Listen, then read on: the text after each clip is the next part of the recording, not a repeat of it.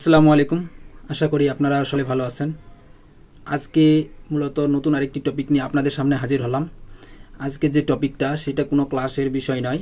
আজকের টপিকটা হলো ইংরেজির বিষয়ের উপর, অর্থাৎ ইংরেজিতে যে ভালো করার যে উপায়, আমরা কিভাবে ইংরেজিতে ভালো করব সেই বিষয়ে মূলত আজকে আলোচনা করব। তো আমরা সাধারণত সবাই বেশিরভাগই স্টুডেন্টকে দেখি যে ইংরেজিতে খুব দুর্বল হয়ে থাকে। তো তাদের যে দুর্বল হওয়ার পেছনে কয়েকটি কারণও রয়েছে। তো আজকে এই পর্বে আমরা এই সবগুলো বিষয় উপস্থাপন করার চেষ্টা করব যে আমরা ইংরেজিতে কেন দুর্বল, বা এই দুর্বল থেকে আমরা কিভাবে আমরা উপরের দিকে আগাবো, কিভাবে এগিয়ে যাব, এই দুর্বলটাকে কেটে কিভাবে ভালো করব, সে বিষয়টা আলোচনা করার চেষ্টা করব।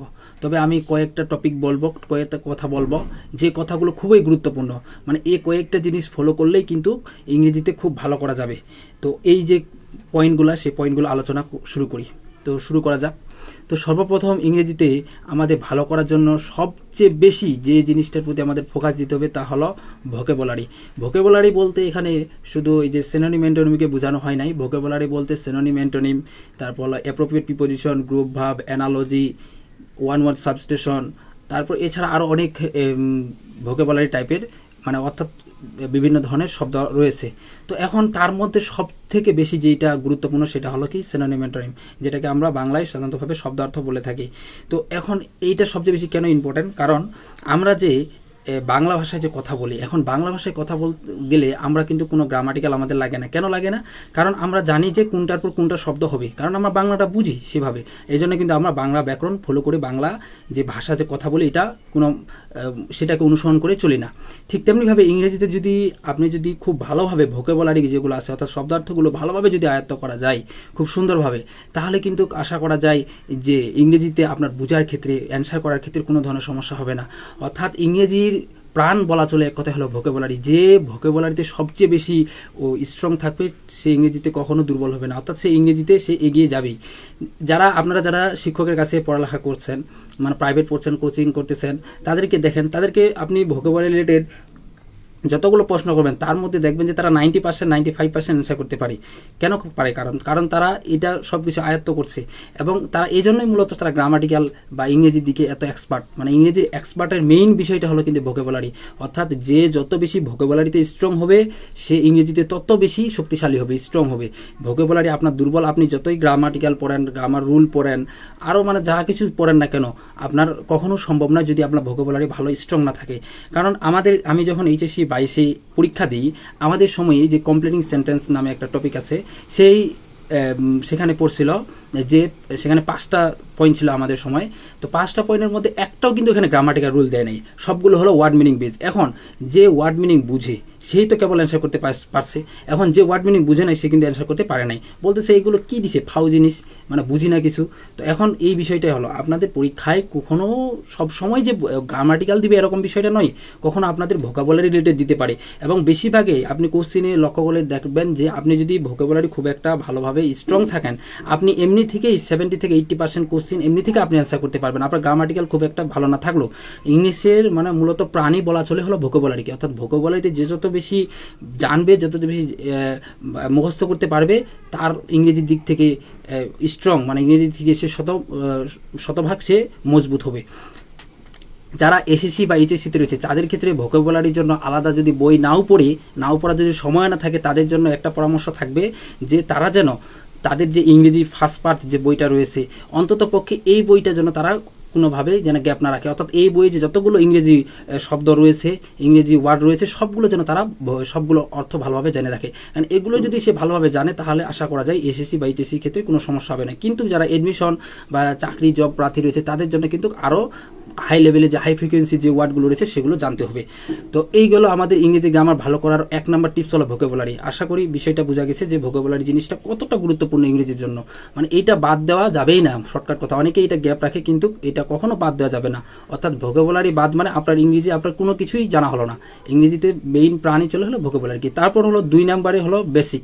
বেসিক বলতে এখানে বোঝানো হয়েছে ইংরেজির যে প্রত্যেকটা টপিকের আপনি যেটাই আলোচনা করেন না, প্রত্যেকটা টপিকের কিছু নিয়ম কানুন রয়েছে, কিছু বেসিক জিনিস সম্বন্ধে আগে জানতে হবে ওইটা সম্পর্কে, তাহলে আপনি ওই টপিকটা সম্পর্কে জানতে পারবেন। তবে ইংলিশের যদি আপনি বেসিক বলতে চান, ইংরেজি বেসিক হলো আপনার হলো পার্ট অফ স্পিচ যে রয়েছে, পার্ট অফ স্পিচের 6টা যে ভাগ রয়েছে, noun, pronoun, adjective, verb, adverb, preposition, conjunction, interjection, এই যে পার্ট অফ স্পিচের যে অংশগুলো রয়েছে, এই অংশগুলো সম্পর্কে বিস্তর আপনাকে ধারণা রাখতে হবে। এগুলোর মধ্যে আপনাকে সবচেয়ে বেশি যেটা ধারণা রাখতে হবে সেটা হলো ভার্ব। ভার্ব এত ইম্পর্টেন্ট, মানে ইংরেজির গ্রামারের মানে এই যে পার্ট অফ স্পিচে যতগুলো আছে সবগুলোর মধ্যে ভার্বটার প্রভাব খুব বেশি। আপনি এটা যখন প্র্যাকটিস করতে যাবেন তখন ভালোভাবে বুঝবেন যে ভার্বটা কতটুকু গুরুত্বপূর্ণ। তো এরপর আপনার বেসিকের মধ্যে অন্তর্ভুক্ত রয়েছে সেন্টেন্স, তারপর হলো টেন্স, তারপর আরও গ্রামাটিক্যাল বিভিন্ন ধরনের রুল রয়েছে, সেই রুলগুলো বেসিকের মধ্যে অন্তর্ভুক্ত রয়েছে। আপনারা যদি চান তাহলে আমি বেসিকের উপর কয়েকটা ক্লাস নিব, 5টার মতো। ইনশাল্লাহ এই কয়েকটা ক্লাসে আপনার বেসিকটা স্ট্রং হয়ে যাবে। যদি চান আমাকে কমেন্টে বলিয়েন আর কি। তো এরপর যে বেসিক জিনিসটা, তাহলে আমাদের গ্রামারের ক্ষেত্রে ভালো করার উপায়টা মানে কিভাবে এটা প্রভাব ফেলে, যে কোনো বিষয়ে যদি আমরা ধারণা নিতে চাই তাহলে আমরা সেই বিষয়ে আগে কি জানি, আগে সে প্রাথমিক জিনিসটা সম্বন্ধে জানি, ওই বিষয়টার প্রাথমিক বিষয়গুলো সে কীভাবে কাজ করে, কীভাবে কী করে না কী করে, তার মানে কার্যপ্রণালী সব কিছু আমরা আগে সাধারণভাবে ধারণা নিই। তেমনিভাবে ইংরেজিতে আপনি যে কোনো একটা টপিক বা যাই কিছু পড়তে যান না কেন, প্রথমে আপনাকে ওই টপিকটা সম্পর্কে মোটামুটি একটা যে সাধারণ লেভেলের ধারণা আছে সেই ধারণাটা রাখতে হবে। সেই ধারণাটা যদি আপনার না রাখতে পারেন তাহলে কিন্তু আপনি সহজে কিন্তু জিনিসটা সম্বন্ধে বুঝতে পারবেন না, অর্থাৎ যে টপিকটা পড়তেছেন সেটা সম্পর্কে বিস্তারিত ভালোভাবে বুঝতে পারবেন না। তো এজন্য মূলত যেই টপিক পড়েন না কেন, ইংলিশের ক্ষেত্রে সবচেয়ে বেশি যেটা গুরুত্বপূর্ণ সেটা হলো 2 নাম্বার বলা চলে, সবচেয়ে বেশি গুরুত্বপূর্ণ সেটা হলো বেসিক, অর্থাৎ আপনাকে বেসিকটা স্ট্রং রাখতে হবে। বেসিক যদি স্ট্রং না রাখতে পারেন তাহলে কিন্তু আপনার যে ইংরেজির ক্ষেত্রে অনেকটা দুর্বল হয়ে যাবেন। মানে 1 নাম্বার হলো ভোকাবুলারি, 2 নাম্বার হলো বেসিক, আর 3 নাম্বারে গিয়ে আপনাদের যে বিষয়টা প্রভাব রাখবে সেটা হলো কি practice, more and more then practice. এবং এই প্র্যাকটিসটা করতে হবে আপনাকে কি রেগুলার, প্র্যাকটিসটা করতে হবে কি রেগুলার। প্র্যাকটিস যদি মনে করেন আজকে আমি ইংরেজি পড়লাম, তারপর 1 সপ্তাহ আর পড়ালেখা না, 1 সপ্তাহ আমি মনে করেন ইংরেজি কি আর পড়বো, আমি তো পড়ছি, কালকেই তো পড়ছি, আজকে আর কি পড়বো, এরকমভাবে ইংরেজি কখনো মানে শেখা যাবে না।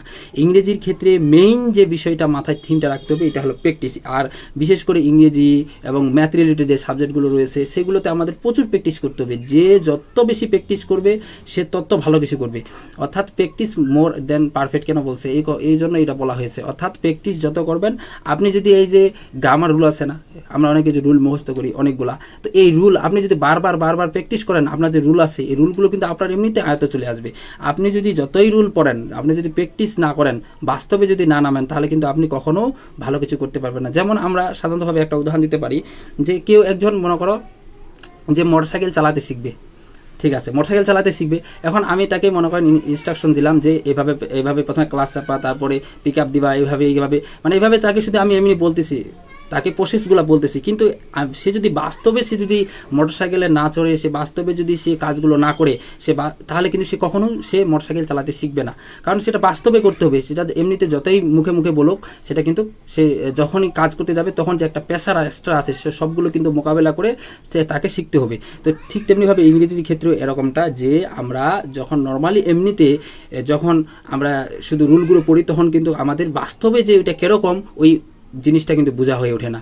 তো এই জন্য আমাদের কী করতে হবে, প্র্যাকটিস করতে হবে প্রচুর পরিমাণে। মানে যে যত ইংরেজিতে প্র্যাকটিস করবে সে ইংরেজিতে তত মানে আগাই যাবে। তো এই যে 3টা বিষয় আমরা আলোচনা করলাম, 1 নাম্বার হলো ভোকাবুলারি, 2 নাম্বার হলো বেসিক, 3 নাম্বার হলো প্র্যাকটিস রেগুলারলি। তো এই 3টা বিষয় ইংরেজি ধরতে গেলে প্রাণ। অর্থাৎ আপনি যদি এই 3টা বিষয় যদি রেগুলার কন্টিনিউ করতে পারেন, এই 3টা বিষয় যদি স্কিপ না করেন, তাহলে আমি গ্যারেন্টি দিব যে আপনার ইংরেজিতে কেউ আপনাকে ঠকাইতে পারবে না, আটকাইতে পারবে না আপনাকে ইংরেজিতে। মানে এই 3টা খুবই মানে ইংরেজির ক্ষেত্রে সবচেয়ে বড় সিক্রেট হলো এই 3টা। তার মধ্যে 3টার মধ্যে 1 নাম্বার হলো ভোকাবুলারি। মানে এটা বাদ দেওয়া মহাপাপ এক কথায় বলতে গেলে, মানে এটা বাদ দেওয়াই যাবে না। আর বাকি যে বিষয়গুলো রয়েছে এগুলোও করতে হবে, সবগুলোই করতে হবে। মূলত আমি এখানে যে 3টা বিষয় দিছি, মানে যেগুলো গুরুত্বপূর্ণ সেগুলো উপরে দিছি, যেগুলো কম গুরুত্বপূর্ণ সেগুলো নিচে দিছি। তবে সবগুলোই মাস্ট বি করতে হবে, একটাও বাদ দেওয়া যাবে না। মানে এগুলো ইংরেজির ক্ষেত্রে মানে সবচেয়ে বেশি যেগুলো হাইলাইট টপিক আমি সেগুলোই নিয়ে আসার চেষ্টা করছি। তো আজকের যে টপিকটা আলোচনা করলাম ইংরেজিতে যে ভালো করার উপায়, যে প্রসেস 3টা আলোচনা করলাম, এই 3টা প্রসেস আশা করি আপনারা সকলে বুঝতে পেরেছেন। তো যদি কেউ কোনো কিছু যদি বুঝতে না পারেন বা কোন টপিকের উপর আপনারা ক্লাস চান, এটা আমাকে কমেন্টে জানান, আমি পরবর্তীতে সেই টপিকের উপর ক্লাস নেওয়ার চেষ্টা করব। তো আজকের যে পর্বটি এখানেই শেষ করতেছি। সবাই ভালো থাকবেন, সুস্থ থাকবেন, দেখা হবে পরবর্তী কোনো পর্বে। আসসালামু আলাইকুম।